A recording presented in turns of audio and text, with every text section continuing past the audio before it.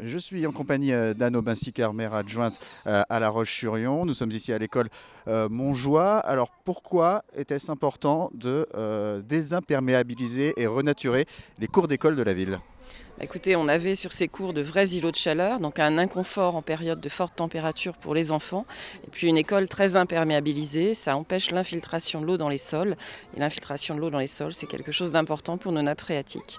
Donc, concrètement, ça nécessite quel type de travaux et quel aménagement, quel changement dans ces cours d'école? Alors d'abord de la concertation pour savoir exactement ce que les enfants attendent de leurs cours, ce que les enseignants attendent de leurs cours.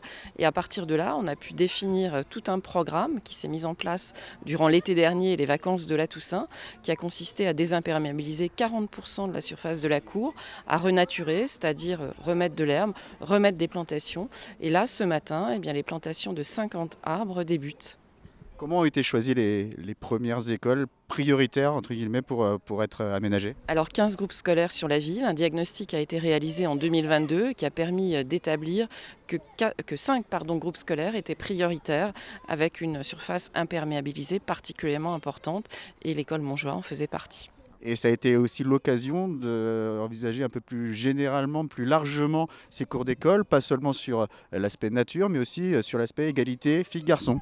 Effectivement, ma collègue Michèle Jossier est particulièrement investie sur cette question et a essayé de travailler l'égalité filles-garçons, à la fois dans la conception des jeux, mais également dans la conception de la cour, l'emplacement des terrains de jeu notamment, terrains de foot, etc. Quelles vont être les autres écoles concernées après cette école Montjoie? Alors dans le même temps, un travail a été fait sur l'école Jean Roy et l'école Malraux, qui sont désormais l'une à côté de l'autre, avec la même logique. Et puis par la suite, eh bien, vous aurez l'école Laennec, l'école Moulin Rouge et pour terminer l'école Pont-Boileau. C'était vraiment les 5 groupes scolaires prioritaires. Et puis le travail va continuer ensuite avec les autres groupes scolaires de la ville.